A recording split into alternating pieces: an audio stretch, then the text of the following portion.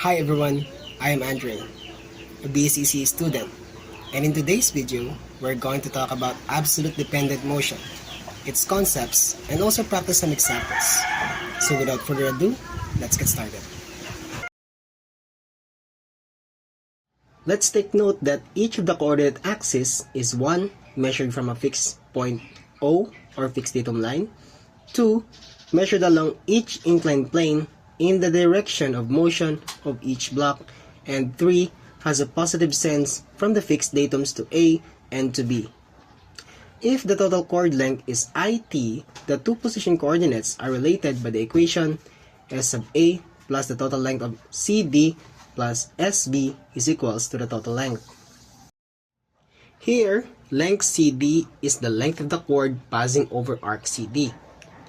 Taking the time derivative of this expression, realizing that length CD and length total remain constant, while SA and SB measure the segments of the chord that change in length, we have the equations d over dt SA plus d over dt SB is equals to 0, or velocity B is equals to the negative velocity of A. The negative sign indicates that when block A has a velocity downward in the direction of positive SA, it causes a corresponding upward velocity of block B. B moves in the negative SB direction. In a similar manner, time differentiation of the velocities yield the relation between the accelerations.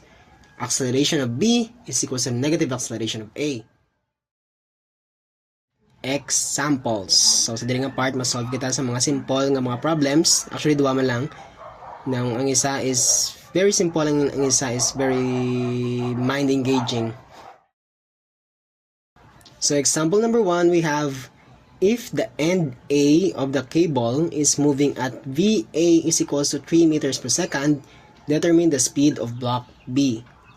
Now, pangitaon ko no ang speed sa block B.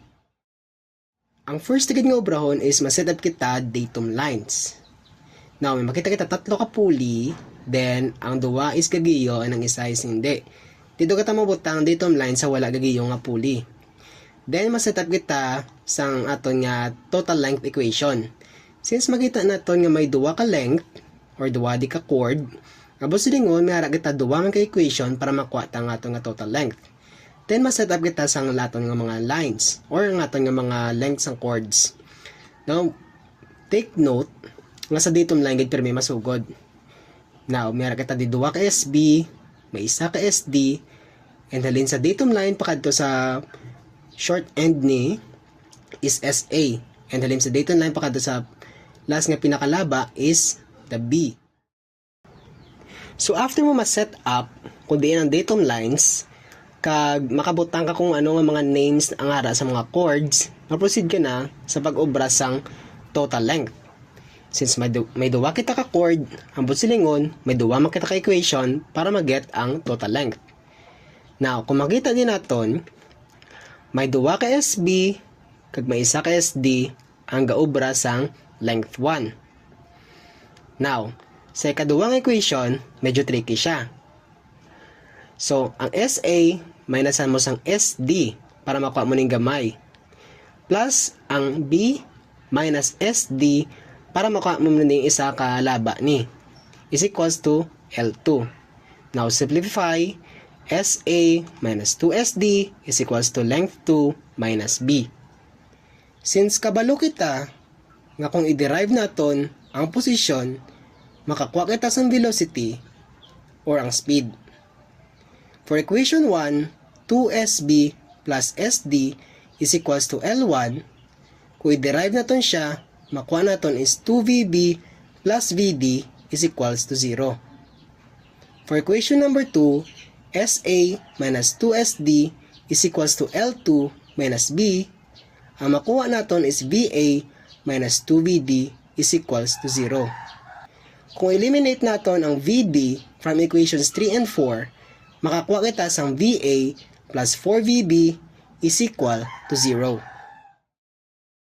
Here, VA is equals to positive 3 meters per second, since it is directed toward the positive sense of SA, or ang iya nga right side, pakadto sa siya right. Thus, 3 plus 4VB is equals to 0. VB is equals to negative 0.75 meters per second or equal to 0.75 meters per second going to the left. The negative sign indicates that VD is directed toward the negative sense of SB. Let us now proceed to example number 2. The girl at C stands near the edge of the pier and pulls in the rope horizontally at a constant speed of 6 feet per second. Determine how fast the boat approaches the pier at the instant the rope length AB is 50 feet. If i-analyze nato ng figure, wala kita may makita nga pulis. Pero makakita kita sang right triangle. Kabalo kita nga mayara kita equation for the right triangle, which is A squared plus B squared is equals to C squared. Take note of that since kinalan nato na siya para makuha ang total length. Once we get the total length equation of the chord, we now take the time derivative. By getting this derivative, we have to use power rule and chain rule. Take note nga may mga dot just means velocity, and if may duwa ka dot just means acceleration.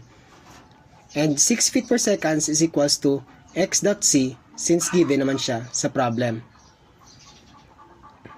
The next step is kuhaunta ang total length sang XB. Kung makita natin nga ang AB is the hypotenuse, therefore, the square root of 50 squared minus 8 squared is equals to 49.356 feet. And lastly, ang overall lang is substitute values to our equation in time derivative. And makuha na natin ang ating answer, which is negative 6.0783 or 6.08 feet per second going to the left. I really hope this video helps, and thank you so much for watching, everyone. Bye-bye.